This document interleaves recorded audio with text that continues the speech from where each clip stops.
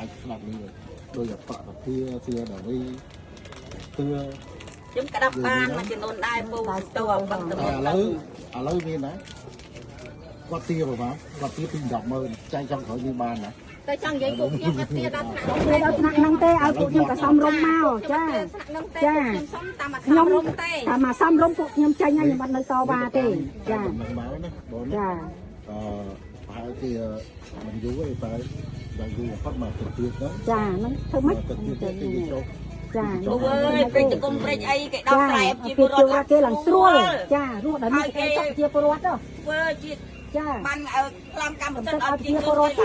គ្រប់គ្នាអត់មានអត់ព្រេចប្រាដឹងពីព្រេចប្រាទៅនៅនៅក្រោយពូក្អែកក៏គេឲ្យផងជាពលរដ្ឋដែរក្បាល4ម៉ែត្រកន្លះដល់5ម៉ែត្រពូក្អែកជាពលរដ្ឋគេឡើងស្រួលខ្ញុំព្រមចេញទាំងអស់មិនព្រមចេញណាទេថ្ងៃនោះចៃដល់ខ្ញុំដើរទៅមីងតោះទៅផ្ទះនេះគេរូបពីហ្នឹងគេធ្វើហ្នឹងឲ្យខ្ញុំទៅលេងផ្ទះគាត់លេងផ្ទះគាត់ហ្នឹងនេះផ្ទះគាត់ហ្នឹងគាត់យកឲ្យខ្ញុំទៅលេងផ្ទះគាត់ហ្នឹងហើយតែព្រៃប្រាទៅនៅគាត់យកលុយពីនេះទៅធ្វើនំខែចុះបាត់ថ្ងៃណាមួយរត់ទៅបាត់ឆាត់ទីយកមកទៅគិតនេះគិតមិនខ្មិចរត់យកបើនៅស្រ័យខ្ញុំមិនសមរមកសួរថាចាំមើលរត់យកគិតមិនមានតែយកអាយុជីវិតខ្ញុំយកទៅខ្ញុំគឺជាជីវិតយកពួកខ្ញុំជាពលរដ្ឋយកទៅសម្លាប់ចោលអស់ទៅចាយកខ្ញុំទៅប្រជាពលរដ្ឋយកទៅសម្លាប់ចោលហ្មងអញ្ចឹងចាផ្ទះគឺជាជីវិតហ្នឹងហើយផ្ទះគឺជាជីវិតសម្រាប់ខ្ញុំសម្រាប់កូនខ្ញុំដូចជារដ្ឋាភិបាលចាយកទៅសម្លាប់ចោលអស់ហ្មងទៅឆាំងមួយប្រទេសគេការពារដែលយើងដើម្បីណាប្រជាពលរដ្ឋហ្នឹងហើយឲ្យការពារផ្ទះឲ្យបានផ្ទះបានសុខឲ្យកូនហ្នឹងហើយទុកឲ្យកូនហ្នឹងហើយរស់នៅហ្នឹងចាឲ្យគាត់រស់ដល់ស្រួលផងចាអានេះគឺគាត់ថាថាជាមិនយូរទេចាមិនយូរទេប្រហែលជាមួយទឹកទីបាទមិនដល់ស្រ័យខ្ញុំផ្ទះខ្ញុំនៅលើផ្ទះហ្នឹងស្លាប់នៅលើផ្ទះហ្នឹងហើយខាងចេញនេះណាខាងទីជប់ចេញហើយខាងទីចេញទៅ2ដងហើយខាងក្រុងទឹកទីចេញអនុវត្តគេថាចាយចំធ្វើហើយចាប៉ុន្តែឲ្យតែគាត់ឲ្យចំណោះស្រាយឲ្យជាពលរដ្ឋសំរុំមកសំរុំធ្វើទៅរត់ធ្វើណាហេតុអីឥឡូវពូហៅសូរិយោដីខ្ញុំគេសាមវត្តអីបើរត់ដេញផ្លូវទាំងអស់ហើយបានគាត់ដេញមកណាហើយបានមករត់នេះមួយជួយមើលខាងមុខនោះមែនចាដល់មកគេមុខមកតែហ្នឹងហើយមុខមកតែគេហូបពីមុខមិននៅពីក្រោយហ្នឹងសាក់ខ្ញុំហ្នឹងសាក់គុំមកអត់មានរូបពីមុខទុកពីក្រោយទេគេគាត់ទុកពេលវេលាឲ្យមិនដឹងដែរបើខ្ញុំទុកពេលវេលាឲ្យអញ្ចឹងបងខ្ញុំនៅរស់បានផងបើខ្ញុំរស់នៅសហគមន៍សាមគ្គីរុំឲ្យគាត់អាចរើសផ្លូវហ្នឹងបើគាត់ធ្វើជើងផាយឲ្យខ្ញុំរស់នៅលើជើងផាយប្រដសនដែរសិនមកមកគ្នានឹងថាវិបាលគាត់តាពីមុនមកពួកអភិបាលមុនក៏សិនតែសន្យាមួយប្រជាពលរដ្ឋឲ្យពួកខ្ញុំនៅក្រោយហ្នឹងហងអាចពីនេះណាអូខេអញ្ចឹងអ្វីមួយចាំទៀតយើងចាំជាអ្នកដែលដោះដូរហើយទាំងអស់តែយើងយកមកគុំគ្នាមកតែ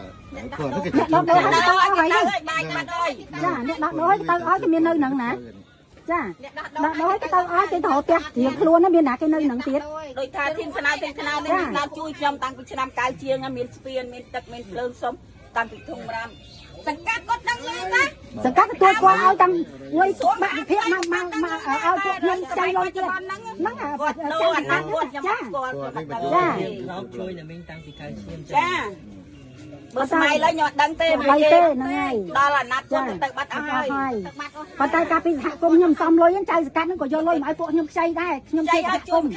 ចាជួយមួយខែ100,000ទៀតមិនសហគមន៍មិនសហគមន៍សកាត់ទទួលស្គាល់ទេណាសកាត់គាត់ទទួលស្គាល់យកលុយមកឲ្យពួកខ្ញុំខ្ចីទៀតមានសភៅសំលុយគ្រប់គ្រួសារទៀតទៅហើយបាននេះទៅបែកបាក់គ្នាក៏គាត់ទៅក៏ខ្ញុំនៅប្រមាណសហគមន៍ជាប្រមាណជាសមាជិកទាំងអស់គ្នាឥឡូវនៅសល់តែ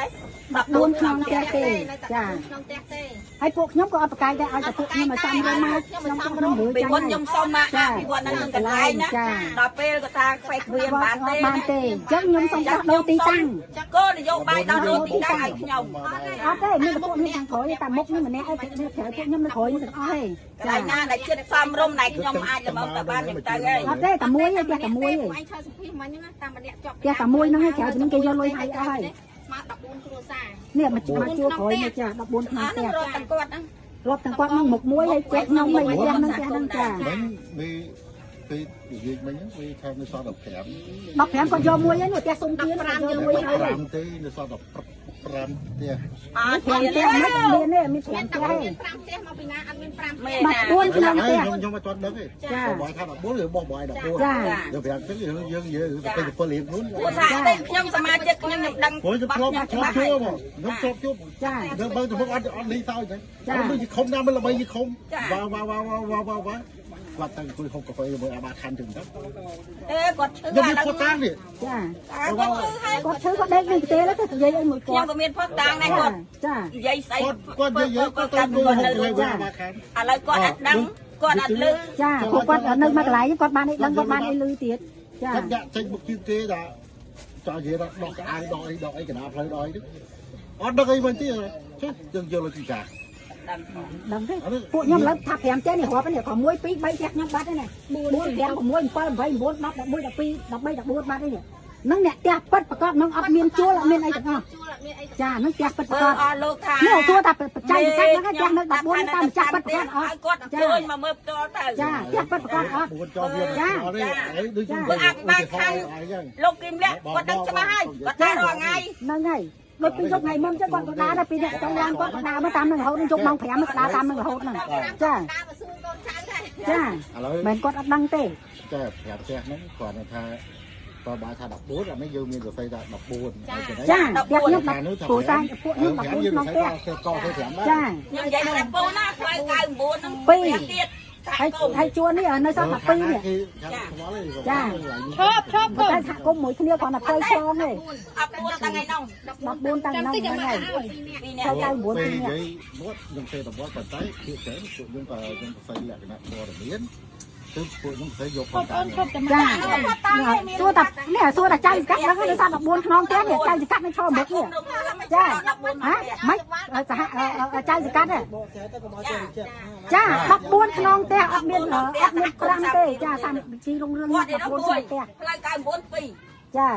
នៅនេះ12ចា ឡើង14 ឡើង14ក្នុងផ្ទះ 15ហ្នឹងទៅយកថ្មីថ្មី តែយកថ្មីនេះសួរចៅសកាត់ហ្នឹងគាត់អ្នកនាំទៅមើលទៅអីគាត់ដឹងហើយនេះ នៅសួរប្រមូលគាត់ ចាហ្នឹងគាត់ច្បាស់ដែរចា ឥឡូវអត់សំខាន់លើរឿងហ្នឹងទេគាត់ថា14យើងផ្សេងដល់ចំនួនបឋម14តែចំនួនកំណត់ប្រហែលយើងនៅសល់5វាថា5 ចាខ្ញុំថា14ហើយមានហើយខ្ញុំក៏អត់ចង់បានដែរលើកខ្ញុំអត់ចង់បានខ្វះអត់ចង់បានតែប្រជាពលរដ្ឋខ្ញុំត្រឹមត្រូវក្នុងផ្ទះខ្ញុំត្រឹមត្រូវចា ខ្ញុំមិនដឹងគួយខាត់ទៅខាត់លួយទៅខាត់ម្នាក់ឯងព្រឹបហើយអស់លីង អត់ទេខ្ញុំអត់ទេ ចា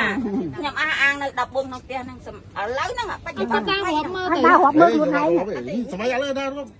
ទេបើថាចង់ដឹងច្បាស់ចា ជឿចាក់ខ្ញុំដល់ទៅសល់ផ្ទះនេះ1 2 2នេះហាក់ខ្ញុំតាំងពីរុំរឿងត្រឹម ចានៅតបនៅ នៅដល់តែ5ហ្នឹង5ផ្ទះអ្នកណាខ្លះខ្ញុំចង់សួរវិញ ខ្ញុំនៅស្ដាប់ខ្ញុំមិនទាន់ តាន់ទេ ខ្ញុំចង់យើងបើនិយាយ14ខ្ញុំថា14ខ្ញុំឯកភាពប៉ុន្តែពេលខ្លះដូចខ្ញុំនិយាយចាឥឡូវខ្ញុំសេ14ចៃដុតនេះលោបមានគេម្នាក់ទៅបាត់មួយទៀតយើងអត់ដឹងទេណា អត់ត្រូវតែដឹង ខ្ញុំដែរជឿបើយើងសរសេរអី ខ្ញុំអត់ដឹងដោយសារតែបើសិនជាគាត់ទៅអានោះ គាត់ប្រាប់ខ្ញុំ គាត់ប្រាប់ហើយចាហ្នឹងរបស់គាត់ រឿងរបស់គាត់សិទ្ធិរបស់គាត់តែគាត់ប្រាប់ហើយ ជាប្រធាន អត់ទេមានប្រធានទេគុំរបស់ខ្ញុំមានណាប្រធានមានណាមេមានណាកៅទេចាអត់មានប្រធានទេព្រោះគាត់ថាខ្ញុំដឹងអ្នករបស់ខ្លួនឯងចាខ្លួនអត់មានបើគាត់ថាខ្ញុំដឹងអ្នកអត់តទទួលសំណងចាគុំចឹងនៅបណ្ដោយ 14ក្នុងផ្ទះចា มันមានអ្នកណាមួយអាងថាខ្ញុំតំណាងខ្ញុំប្រធានខ្ញុំដឹង អត់ទេចា តែសមាជិកទេប្រធានគាត់ដេកគាត់អត់លេងដឹងលេងលឺអស់ហើយ ឥឡូវបើមើលគឺគាត់ដល់បាតកម្មជាងគេអានេះខ្ញុំនិយាយគាត់លោឡាជាងគេនេះពិតណាទៅពេលស្ងាត់គាត់បញ្យល់លុយបាត់ នេះនៅគាត់ចំបាក់ គាត់បានទៅទទួលលុយ ចានេះជារឿងរបស់គាត់ចា កន្លែងខ្ញុំចឹងដល់បងរកផ្ទះហ្នឹងមកគាត់លបថាមីយ៉ាសុំទៅយកលុយទៅចាអូនទៅយក មើលអូនkiaចឹងនៅសល់5 អត់មាន ដ ល ង បទេ ចា អត់មានលបឲ្យ នោះគាត់ប្រកាសមកតាមមីយ៉ាខ្ញុំទៅយកលុយហើយយកចាស់អូនគាត់អាចទៅចិត្តយកចាស់បាន ចា គាត់ជាសិទ្ធិរបស់គាត់គាត់ថាឥឡូវខ្ញុំសុំចាញ់ហើយហើយ នេះជាងជើង អត់មានលបទេចា ចំនួនដល់មកជាពលរដ្ឋ មីយ៉ាយកមកណាយ ទៅ តែ ចា ចាំ និយាយដល់35គ្រួសារទេ ចា ចឹងហើយ តែតែយកមួយស14 ខ្ញុំចានិយាយដល់ប្រជាពលរដ្ឋអាងថា14គ្រួសារ ចា ប៉ុន្តែតាមអាជ្ញាធរគាត់ថាចិត្តដល់35គ្រួសារអានេះរឿងខុសគ្នាមិនខ្ញុំអត់ដឹងទេព្រោះខ្ញុំសរសេរ ចាចាកាត់សួរតែកបលហ្នឹងដឹងហើយ តែហេហើយនឹងប្រមូលហ្នឹងដល់ថ្ងៃហ្នឹងនៅបានដឹងហើយគាត់ដឹងខ្លួនគាត់ច្បាស់ហើយ ចាកបលហ្នឹងគាត់គាត់ច្បាស់ហើយ ឥឡូវបើអស់យោបល់ហើយណា ចាពួកឯងគ្នាពួកឯងចេញពួកគ្នាពួកឯងហ្នឹងបើខ្ញុំច្បាប់របស់ខ្ញុំហើយបើគាត់អញ្ញាធម៌គាត់ដើររាល់ថ្ងៃគាត់ថានៅ5ផ្ទះគាត់ជួយថាម៉េចពួកឯងពួកគ្នាពួកឯងខ្ញុំចាំចាអរគុណណាស់ណាពូចាអរគុណ ខ្ញុំថតទុក គាត់